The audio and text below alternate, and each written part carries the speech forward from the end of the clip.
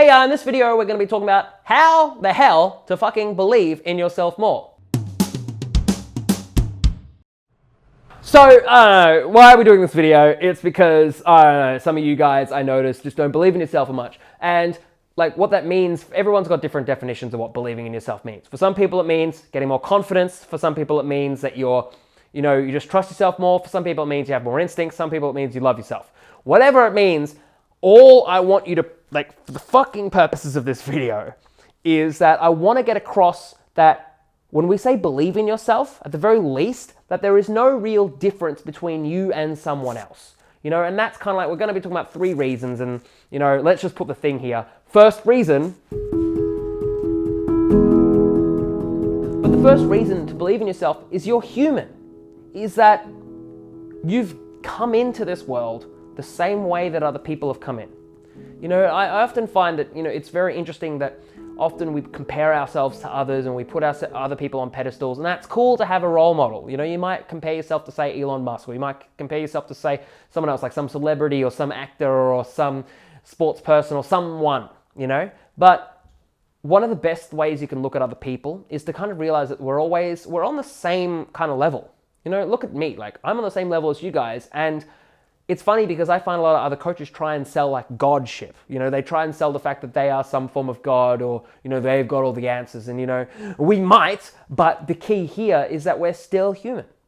And one of the biggest things I really want to share here is to really believe in yourself, to really kind of have confidence and to have faith in yourself, is to kind of realize that there's nothing really different between you and other people. Maybe they've practiced things more, They've practiced a certain skill, like an art form or an ability, or, or they've exercised their body or something like that in certain ways, Sure, that might be different, but you can still do that, The real thing here is recognizing that other people aren't necessarily as, more smarter than you or more whatever than you. Sure, some people might have been born into families where there's money and stuff like that. But even then, without the right mindsets, and still, mindsets are still things that we practice, pretty soon, someone with a lot of money might not necessarily have it very soon if they don't necessarily have the right mindsets. So it's really important when you notice yourself going, it's easy for them, they've got this. Suddenly, you're putting down another fellow human, and we're all on this journey together. If you find yourself saying, but I can't do this, I don't have this, suddenly you're putting down yourself, and you're not recognizing that you are a human, that you have the ability to practice, you have the ability to prepare, you have the ability to figure things out, you have the ability to go on a journey. And without that, what are we? We're animals? I don't know. But the fact that you exist, the fact that you're in this life, the fact that, there is no one that's really any more smarter than you. Maybe they've practiced being smarter. All they've done is they've wired their brain in certain things. And sure, some people say genetics, right? You can say, but people are genetically inclined this way. You can say that these people are taller or they're smarter or whatever because of genetics. Great.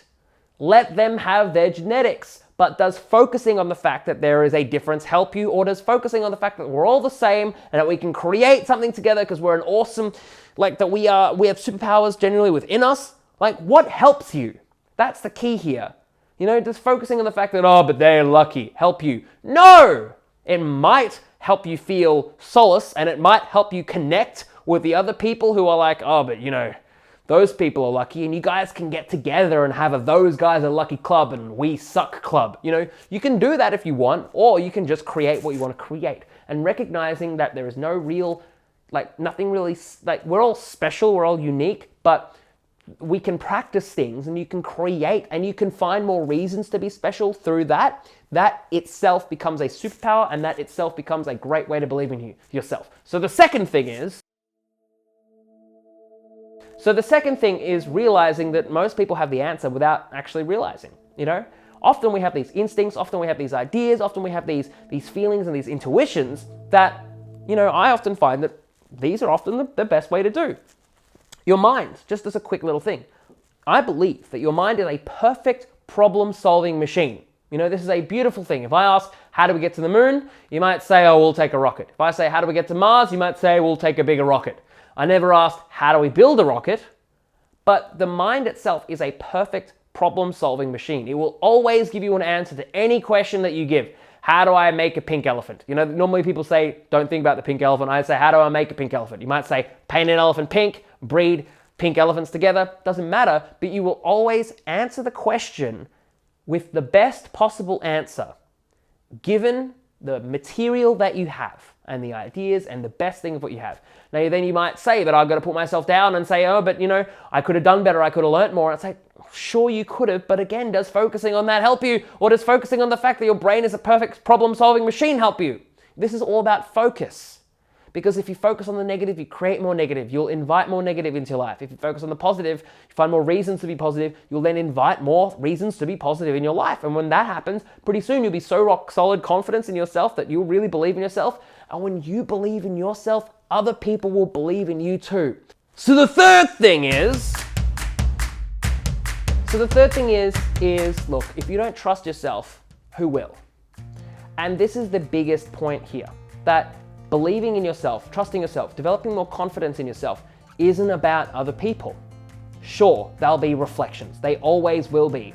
But if you look for validation of your own confidence in other people or some external means, and I'm talking any external means, if you're looking for some, feat or action or some beholdment or some achievement to be your definition of, all right, now I can believe in myself. Now I am enough. I did objective B. Now I can believe in myself. That's an amazing joke. But it's so good. But if you look to these external means, then you'll always be stuck in these external means. You'll always be perpetuating this game of, do I do this? How do I believe myself? If only, if only, if only, if only, if only. If you can find ways to believe in yourself and look for it unconditional. So trusting yourself, unconditional of the outcome. Having confidence, unconditional of if you actually take action or not. If you can find ways to find that in yourself, regardless of if it actually manifests in some real world interaction, encounter, whatever, what'll happen is pretty soon it will. We've always said this, and we've always said this over and over and over again. That relationship, you don't get into a relationship to be happy, you get into a relationship because you're happy. It's a reflection of your happiness. It's the same thing with everything. Everything. You don't have money to be happy, you have money because you're happy. And you might find 1,000 examples of how that's not true, but I'll give you 1,000 examples of how it is. You don't have fitness, you don't get fitness because you feel fat, you get fit because you feel fit. It's a reflection of how you feel inside. When you focus on what you don't have, you invite more of it in your life. So with the question, who's going to trust you, who's going to believe in you, who's going to love you, who's going to do all this kind of stuff if you don't do it first, it's a great way to reconfigure yourself, to look at yourself, to realize that it's about just being unconditional, to not really look for external means. And when you don't look at it on the outside, you find it on the inside, pretty soon other people will find it in you too. So thank you so much for watching this video. If you did like this video, make sure to leave a like, because if you did, then I like you. And make sure to subscribe, because if you don't, this video will just be audio next time. It'll be no video, and you'll be horrified. And make sure, if you want to work with me one-on-one, go to www.loveonmyterms.com. And for more amazing articles, videos, stuff like this, go to www.gethimhooked.com, because that's my major website. Thank you so much for watching, and we'll see you next week.